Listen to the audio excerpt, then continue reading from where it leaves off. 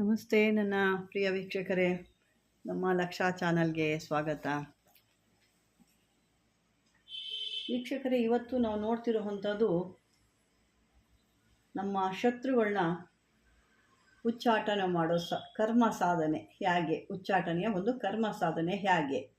ಇದು ಯಾವುದೇ ಒಂದು ಕಾರ್ಯ ಮಾಡಬೇಕಾದ್ರೆ ಮೊದಲು ನೀವು ಅಲ್ಲಿ ಯಾವುದು ನಡೀತೆ, ನಿಜನ ಸುಳ್ಳ ಅನ್ನೋ ತಿಳ್ಕೋಬೇಕು. ಯಾವುದೇ ಒಂದು ವ್ಯಕ್ತಿನ ನೀವು ಉಚ್ಚಾಟನೆಗೊಳಿಸ್ಬೇಕಾದ್ರೆ ಅವರ ಶಕ್ತಿ ಏನು ಅಂತ ತಿಳ್ಕೋಬೇಕು. ಇದನ್ನು ಏನೇನಕ್ಕೆ ನೀವು ಮಾಡ್ಕೋಬೋದು. ಸುಮ್ಮನೆ ಒಬ್ಬ ಮನುಷ್ಯನ ಉಚ್ಚಾಟನೆ ಮಾಡಿದ್ರೆ ಅದು ಕರ್ಮ ಆಗಿಬಿಡುತ್ತೆ. ಅದು ನಿಮಗೆ ಯಾವ ರೀತಿ ಅವರು ತೊಂದರೆ ಕೊಟ್ಟಿರ್ತಾರೆ, ಏನೇನು ರೀತಿ ಅನ್ಯಾಯ ಮಾಡಿದ್ದಾರೆ ಅನ್ನೋದ್ರ ಮೇಲೆ ಈ ಒಂದು ಉಚ್ಚಾಟನೆ ಒಂದು ಕರ್ಮ ಮಾಡಬೇಕಾಗುತ್ತೆ. ಸ್ತ್ರೀ ಮೋಸ ಇರ್ಬೋದು, ದನದ ಮೋಸ ಇರ್ಬೋದು, ಪುತ್ರ ಮೋಸ ಇರ್ಬೋದು, ಹೊಲ ಮನೆಗಳನ್ನ ಇತ್ಯಾದಿಗಳನ್ನ ಒಂದು ಅಪಹರಿಸಿ ಅಥವಾ ಮೋಸ ಮಾಡಿ ನಿಮಗೆ ತೊಂದರೆ ಕೊಟ್ಟು ಯಾವುದೋ ಯಂತ್ರ ಮಂತ್ರ ಪ್ರಯೋಗಗಳಿಂದ ಎಲ್ಲ ಕಿತ್ಕೊಂಡು ಬೀದಿಗೆ ನಿಮ್ಮನ್ನು ಇಟ್ಟು ಅಥವಾ ಮೋಸ ಮಾಡಿದರೆ ಇಂಥವ್ರನ್ನ ಈ ಒಂದು ಉಚ್ಚಾಟನೆ ಮಾಡೋವಂಥದ್ದು ಈ ಯಂತ್ರ ಮಂತ್ರ ಇವು ಪ್ರಯೋಗಕ್ಕೆ ಬರುತ್ತೆ. ಈ ಉಚ್ಚಾಟನೆಯ ಈ ಒಂದು ಪ್ರಮುಖವಾದ ಮಂತ್ರ ನಾನು ಇವತ್ತೇನು ಕೊಡ್ತಾ ಇದ್ದೀನಿ, ಇದನ್ನು ಯಾಕೆ ನಾನು ಕೊಡ್ತಾ ಇರಲಿಲ್ಲ. ಸಾಕಷ್ಟು ಜನ ಇದರಿಂದ ಬೇರೆ ರೀತಿ ಸುಮ್ಮನೆ ಇರೋರು ಕೂಡ ತೊಂದರೆಗಳು ಮಾಡ್ಬೋದು ಅನ್ನೋ ಉದ್ದೇಶ ನಾನು ಕೊಟ್ಟಿರಲಿಲ್ಲ. ಆದರೆ ಕೆಲವೊಂದು ಕಾರಣಗಳಿದ್ದಾವೆ, ಆ ಕಾರಣಕ್ಕಾಗಿ ನಾನು ಕೊಡ್ತೀವಿ. ಸಾಕಷ್ಟು ಜನ ಸುಮ್ಮನೆ ಪಾಪ ಅವ್ರು ತೊಂದರೆ ಮಾಡೋದ್ರಲ್ಲೇ ತೊಂದರೆಗಳು ಕೊಡ್ತಾ ಇರ್ತಾರೆ. ಹಾಗಾಗಿ ಅಂಥವ್ರಿಗೆ ಏನಾದ್ರು ತೊಂದರೆಗಳು ನಿಮ್ಮ ಒಂದು ಒಳ್ಳೆತನನ ಬಳಸ್ಕೊಂಡು ಅದನ್ನು ಅವರು ಲಾಭಕ್ಕೆ ಮಾಡಿಕೊಂಡಾಗ ನೀವು ಇಂಥವ್ರಿಗಾಗಿ ಮಾಡ್ಬೋದು. ಅದರಲ್ಲಿ ಯಾವುದೇ ರೀತಿ ಕರ್ಮ ಬರಲ್ಲ. ಅದೇ ರೀತಿ ನೀವು ಸುಮ್ಮನೆ ಏನಾದ್ರು ಮಾಡ್ತೀವಿ ಅಂದರೆ ಆ ಉಚ್ಚಾಟನೆ ಏನು ಮಾಡಬೇಕು ಅಂತ ಅವ್ರಿಗಿರುತ್ತೋ ಅದು ನಿಮಗೆ ಉಲ್ಟಾಗಿ ನೀವೇ ಉಚ್ಚಾಟನೆ ಆಗೋಗ್ತೀರ. ಇದು ಒಂದು ಮನಸ್ಸಿನಲ್ಲಿ ಇಟ್ಕೊಳ್ಳಿ. ಇನ್ನೊಂದು, ಈ ಉಚ್ಚಾಟನೆ ಮಂತ್ರ ಜಪ ಮಾಡಬೇಕಾದ್ರೆ ನೀವು ಇಲ್ಲಿ ಅವರ ಹೆಸರು ಹೇಳ್ಕೋಬೇಕು. ಇಂಥವರು ಅಂತ ಇಂಥವರು ಉಚ್ಚಾಟನೆ ಆಗಬೇಕು ಅಂತ ನೀವಲ್ಲಿ ಒಂದು ಹೆಸರನ್ನ ಸೇರಿಸ್ಕೋಬೇಕು. ಇಲ್ಲಿ ಮೊದಲು ಇದನ್ನು ಅವರ ಹೆಸರನ್ನ ಸೇರಿಸ್ಕೊಂಡು ಈ ಉಚ್ಚಾಟನೆ ಮಂತ್ರ ಹೇಳಬೇಕಾದ್ರೆ ಅವರ ಹೆಸರು ಸೇರಿಸ್ಕೊಂಡು ಇದಕ್ಕೆ 10,000 ಬಾರಿ ಇದನ್ನು ನೀವು ಸಿದ್ಧಿ ಮಾಡಿ ಇಟ್ಕೋಬೇಕು. 10,000 ಸಾರಿ ಇದನ್ನು ಜಪ ಮಾಡಿ ಸಿದ್ಧಿ ಮಾಡಿ ಇಟ್ಕೊಂಡಿರಬೇಕು. ಮೊದಲು ಯಾವುದೋ ಒಂದು ಒಳ್ಳೆಯ ದಿನ, ಮಾಮೂಲಿಯಾಗಿ ಇಂಥವೆಲ್ಲ ಮಾಡಬೇಕು ಅಂದರೆ ಯಾವಾಗ ಅಂತ ಗೊತ್ತಿರುತ್ತೆ, ಅಂಥ ಸಮಯ ನೋಡ್ಕೋಬೇಕಾಗುತ್ತೆ. ನೀವು ಅಮಾವಾಸ್ಯೆ ಅಥವಾ ಹುಣ್ಣಿಮೆ, ಗ್ರಹಣ ಇಂಥವೆಲ್ಲದರಲ್ಲಿ ನೀವು ಸಿದ್ಧಿ ಮಾಡಿ ಇಟ್ಕೋಬೇಕು. ನಂತರ ಯಾವಾಗ ಇದನ್ನು ಪ್ರಯೋಗ ಮಾಡ್ತೀರೋ ಅಂಥ ಸಮಯದಲ್ಲಿ ಆ ಸಿದ್ಧಿ ಮಂತ್ರ ನೀವು ಪ್ರಯೋಗ ಮಾಡ್ಕೋಬೇಕಾದ್ರೆ ಪ್ರತಿ ಒಂದು ಇದು ಮಾಡಬೇಕಾದ್ರೂ ಕೂಡ ನೀವು ಒಂದು ಸಾರಿ ಏನು ಪ್ರಯೋಗ ಮಾಡ್ತೀರಲ್ವ, ಆ ಪ್ರಯೋಗ ಮಾಡಬೇಕಾದ್ರೆ ಪ್ರತಿ ಸಾರಿನೂ 108 ಸಲ ಈ ಮಂತ್ರದಿಂದ ಅಭಿಮಂತ್ರಿಸ್ಬೇಕು. ಅಭಿಮಂತ್ರಿಸಿದಾಗ ಆವಾಗ ನಿಮಗೆ ಸಿದ್ಧಿ ಪ್ರಾಪ್ತಿ ಆಗುತ್ತೆ. ಈ ಒಂದು ಯಂತ್ರದಲ್ಲಿ ಬರಿಬೇಕು ಅಂತ ಕೇಳ್ತಾ ಇದ್ದೀರಾ.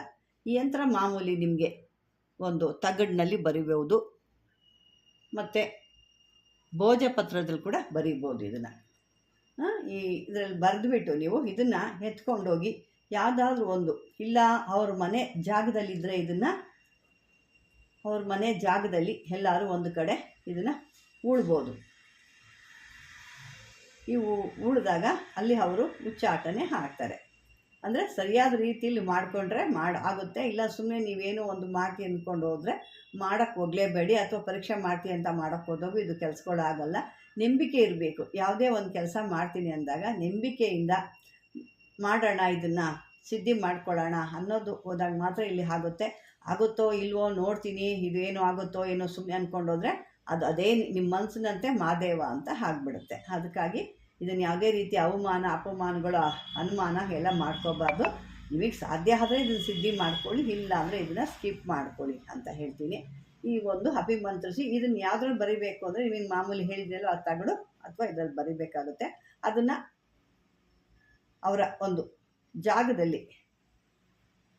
ಜಾಗದಲ್ಲಿ ಇದನ್ನು ಹೂಡಬೇಕಾಗುತ್ತೆ.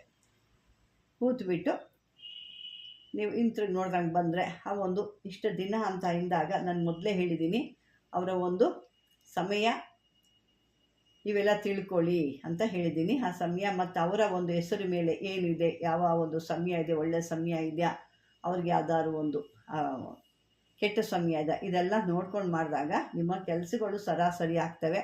ಯಾವುದೋ ಒಳ್ಳೆಯ ಸಮಯದಲ್ಲಿ ನೀವು ಎತ್ಕೊಂಡೋಗಿ ಮಾಡಿದ್ರೆ ಯಾವುದೇ ರೀತಿ ಕೆಲಸ ಆಗಲ್ಲ. ಯಾಕೆಂದರೆ ಅವ್ರಿಗೆ ಸಮಯ ಕೆಟ್ಟಿರಬೇಕು. ಯಾವುದೇ ನೀವು ಇಂಥ ಕೆಟ್ಟದ್ದು ಮಾಡ್ತೀನಿ ಅಂತ ಹೋದಾಗ ಅವ್ರ ಸಮಯ ಕೆಟ್ಟಿದ್ದಾಗಲೇ ಮಾತ್ರ ಇದನ್ನು ಮಾಡಿದಾಗ ಬೇಗ ಕೆಲಸ ಆಗುತ್ತೆ. ಅವ್ರಿಗೆ ಎಲ್ಲ ರೀತಿಯೂ ಒಳ್ಳೇದಿತ್ತು ಅಂದಾಗ ನೀವು ಹೋಗಿ ಮಾಡೋಕ್ಕೆ ಹೋದಾಗ ಅದು ಭಾಳ ಸಮಯ ತೊಗೊಳುತ್ತೆ. ಅಥವಾ ಹಿಂದಿಂದನೇ 1-2 ಸಾರಿ 3 ಸಾರಿ ಮಾಡಿದಾಗ ಕೆಲಸ ಕೂಡ ಬೇಗ ಆಗ್ಬೋದು. ಯಾಕಂದರೆ ಇದು ಒಂದು ವಿಷಯ ನೀವು ತಿಳ್ಕೊಂಡ್ರಿ ಅಂದರೆ ಇದನ್ನೆಲ್ಲ ನಾನು ಒಂದು ಒಳ್ಳೆಯದಕ್ಕಾಗಿ ಹೇಳ್ತಾ ಇದ್ದೀನಿ. ಅದನ್ನು ಬೇರೆ ಒಂದು ಕೆಟ್ಟದ್ದಾಗಿ ತಗೊಂಡು ಬೇರೆಯವ್ರಿಗೆ ತೊಂದರೆ ನೀವು ಕೊಟ್ಟರೆ ಅದು ಮಾಡಿರೋವಂಥದ್ದು ನಿಮಗೆ ತಿರುಗಿಸೊಡೆಯುತ್ತೆ. ಯಾಕೆ ಅಂತಂದರೆ ಇದು ನೀವು ಮಾಡ್ತಿರೋದೇ ಒಂದು ರುದ್ರ. ಹಾಗಾಗಿ ಇದೇನಾಗುತ್ತೆ ಹೇಳಿ, ರುದ್ರನ ಒಂದು ಇದಕ್ಕೆ ಅವನ ಕೆಟ್ಟ ದೃಷ್ಟಿಗೆ ಸಿಗಾಕೊಳ್ತೀಯ. ರುದ್ರ, ಹನುಮಂತ, ನರಸಿಂಹಸ್ವಾಮಿ ಇಷ್ಟಕ್ಕೂ ಬರುತ್ತೆ ಇದು. ಇದೆಲ್ಲ ಒಂದು ಒಳ್ಳೆಯ ಇದರಲ್ಲಿ ನೀವು ತಗೊಂಡು ಒಳ್ಳೆಯ ರೀತಿಯಲ್ಲಿ ನಿಮಗೆ ನಾನು ಮೊದಲೇ ಏನು ಹೇಳಿದ್ದೀನಿ, ನಿಮ್ಮ ಒಂದು ಹಣಕಾಸು ಆಗ್ಬೋದು, ಮನೆಯಲ್ಲಿ ನಿಮಗೆ ತೊಂದರೆಗಳು ಆಗ್ಬೋದು, ಸ್ತ್ರೀ, ಧನ, ಪುತ್ರ, ಹೊಲ, ಮನೆ, ಜಮೀನು ಇದನ್ನೆಲ್ಲ ಏನು ನಿಮಗೆ ತೊಂದರೆ ಮಾಡಿ ಬೀದಿಗೆ ಬಂದು ತೊಂದರೆ ಕೊಟ್ಟಿರ್ತಾರೆ ಅಂಥವ್ರಿಗೆ ನೀವೇನಾದ್ರು ಮಾಡ್ತೀವಿ ಅಂದರೆ ಕೆಲಸ ಆಗುತ್ತೆ. ಸುಮ್ಮನೆ ನೀವು ಯಾರಿಗೂ ಮಾಡ್ತೀವಿ ಅಂದರೆ ಆಗೋ ಕೆಲಸ ಎಲ್ಲ ನಿಮಗೆ ಇದು ಉಲ್ಟಾ ಹೊಡೆಯುತ್ತೆ ಅಂತ ಹೇಳ್ತಾ ಇದ್ದೀನಿ ವೀಕ್ಷಕರೇ. ಇದನ್ನು ಒಂದು ಮನಸ್ಸಲ್ಲಿ ಇಟ್ಕೊಳ್ಳಿ. ಯಾಕೆ ನಾನು ಇಂಥವೆಲ್ಲ ಕೊಡಲಿಕ್ಕೆ ಹಿಂದೆ ಮುಂದೆ ನೋಡ್ತೀವಿ ಅಂದರೆ ಸುಮ್ಮನೆ ಹೋಗಿ ಬೇರೆಯವ್ರ ಮೇಲೆ ಪ್ರಯೋಗ ಮಾಡ್ತಾರೆ. ಆ ಪ್ರಯೋಗ ಮಾಡಿ ಅವ್ರಿಗೂ ಆಗಲ್ಲ, ಕೊನೆಗೆ ಇವ್ರಿಗೆ ಅದು ತಿರ್ಕೊಳ್ಳುತ್ತೆ. ಹಂಗಾಗಿ ಆ ರೀತಿ ಇರುತ್ತೆ. ನೀವು ಹುಷಾರಾಗಿ ಅದನ್ನು ಮತ್ತೆ ಅವರು ಒಂದು ವ್ಯಕ್ತಿ ಏನು ನೀವು ಮಾಡ್ತೀವಿ ಅವ್ರ ಹೆಸರು ನೋಡಿ, ಆ ಹೆಸರು ಮೇಲೆ ಈಗ ಅವ್ರಿಗೆ ಯಾವ ಒಂದು ಭುಕ್ತಿ ಇದೆ, ಯಾವ ಒಂದು ದೋಷ ಇದೆ, ಇದನ್ನು ನೋಡಿಕೊಂಡು ನೀವು ಮಾಡಿದಾಗ ಬೇಗ ಕೆಲಸ ಆಗುತ್ತೆ. ಸುಮ್ಮನೆ ಏನೋ ಒಂದು ಮಾಡ್ತೀರಾ, ಅವ್ರ ಸಮಯ ಚೆನ್ನಾಗಿರುತ್ತೆ, ಕೆಲಸ ಆಗಲ್ಲ. ಅಯ್ಯೋ ಮಾಡಿದ್ವಿ, ಏನೂ ಕೆಲಸ ಆಗಲಿಲ್ಲಪ್ಪ, ಇವರೇನೋ ಒಂದು ಸುಮ್ಮನೆ ಕೊಡ್ತಾರೆ ಅಂತ ಹೇಳ್ತಾ ಇರ್ತೀರ. ದಯವಿಟ್ಟು ಆ ರೀತಿಯೆಲ್ಲ ಅವರ ಒಂದು ಸಮಯಗಳು ಚೆಂದಾಗಿದ್ದಾಗ ಯಾವುದೇ ಕೆಲಸಗಳು ನಾವು ಏನೇ ಹೊಡೆದ್ರೂ ಆಗಲ್ಲ. ಇದು ಒಂದು ಮನಸ್ಸಲ್ಲಿ ಇಟ್ಕೊಳ್ಳಿ ಅಂತ ಹೇಳ್ತಾ ವೀಕ್ಷಕರೇ, ಇದನ್ನು ಒಳ್ಳೆಯದಕ್ಕೆ ಉಪಯೋಗಿಸಿ ಅಂತ ಕೂಡ ನಾನು ಹೇಳ್ತೀನಿ ನಾನು. ಹಾಗೆಯೇ ಸಾಕಷ್ಟು ನಮಗೆ ಬರ್ತಿರೋದು ಕೆಲವೊಂದು ಮಾರಣದ ಕುಡಿ ಅಂತ, ಅದೆಲ್ಲ ಮಾರಣದು ಇಂಥದ್ದೆಲ್ಲ ನಾವು ಕೊಡ್ಲಿಕ್ಕೆ ಸಾಧ್ಯ ಆಗಲ್ಲ. ಯಾಕೆ ಅಂತಂದರೆ ಅವೆಲ್ಲ ದೊಡ್ಡ ಕೆಲಸಗಳು, ಮತ್ತು ಅದೇ ರೀತಿ ಅದನ್ನು ಮಾಡೋದು ತಪ್ಪಾಗುತ್ತೆ. ಒಬ್ಬ ಮಣ್ಣು ತಿಂತಾನೆ ಅಂದರೆ ಬೇರೆಯವರು ಅದನ್ನು ಮಾಡಿದಾಗ ಅವ್ರಿಗೂ ನಮ್ಗೆ ವ್ಯತ್ಯಾಸ ಇರೋದಿಲ್ಲ. ಅವ್ರವ್ರು ಮಾಡಿದ ಕರ್ಮ ಅವ್ರವರೇ ಅನುಭವಿಸ್ಕೊಳ್ತಾರೆ. ಹಾಗಾಗಿ ದಯವಿಟ್ಟು ಇಂಥದಕ್ಕೆಲ್ಲ ಹೋಗಬೇಡಿ. ಏನೋ ಒಂದು ಇಂಥದ್ದನ್ನ ಚಿಕ್ಕದಾಗಿ ಮಾಡ್ಕೊಳ್ಳಿ. ಅವೆಲ್ಲ ಒಂದು ಸಿದ್ಧಿ ಆಗಿ ಇಷ್ಟು ತಿಂಗಳು, ಇಷ್ಟು ದಿನ, ಇಷ್ಟು ವರ್ಷ ಅನ್ನೋದಿರುತ್ತೆ. ಅದು ಕೂಡ ಮಾಡಲೂಬಾರ್ದು. ಯಾರ ಜೀವ ಯಾರು ತೆಗಿಯೋಕ್ಕೆ ಏನು ಹಕ್ಕಿಲ್ಲ. ಅವ್ರವ್ರು ಮಾಡಿದ್ದು ಅವ್ರವ್ರು ತಿಂತಾರೆ. ಇಷ್ಟು ಮಾತ್ರ ಹೇಳ್ತೀನಿ ನಾನು ವೀಕ್ಷಕರೇ. ಇದನ್ನು ಸಾಕಷ್ಟು ಜನಗಳು ಕೇಳಿ ನನಗೂ ಒಂದು ಬೇಜಾರಾಗೋಯ್ತು. ಏನು ಇಂಥದ್ದು ಎಲ್ಲ ಒಂದು ಮನುಷ್ಯ ಮಾಡ್ತಾ ಇದ್ದಾನೆ ಅಂದರೆ ಹೇಗೆ ಅಂತ ಅನ್ನೋದು ಮನಸ್ಸಿಗೆ. ಹಾಗಾಗಿ ಇದನ್ನೆಲ್ಲ ಬಿಟ್ಟು ಒಳ್ಳೆ ಮಾರ್ಗದಲ್ಲಿ ನಡೀರಿ. ಆ ಒಂದು ನೋವು ಕಷ್ಟ ಏನಿದೆಯೋ ಅದು ದೇವ್ರ ಮೇಲೆ ಹಾಕಿ, ಅವನು ಧರ್ಮ ಕರ್ಮ ಅವ್ನು ನೋಡಿ ಯಾರಿಗೆ ಏನು ಕೊಡಬೇಕೋ ಆ ಸಮಯಕ್ಕೆ ಅವ್ನು ಕೊಟ್ಟೇ ಕೊಡ್ತಾನೆ. ಕರ್ಮ ಹುಡ್ಕೊಂಬಂದು ಹೊಡಿತಾನೆ ಅಂತ ಹೇಳ್ತಾರೆ ನೋಡಿ, ಹಾಗೆ ಅವನು ಎಲ್ಲಿದ್ದರೂ ಬಿಡಲ್ಲ, ಎಲ್ಲೋ ಗಡ್ಕೊಂಡಿದ್ರು ಬಿಡಲ್ಲ. ಕರ್ಮ ಆ ಸಮಯಕ್ಕೆ ಏನು ಕೊಡಬೇಕೋ ಅವ್ನು ಕೊಟ್ಟೇ ಕೊಡ್ತಾನೆ.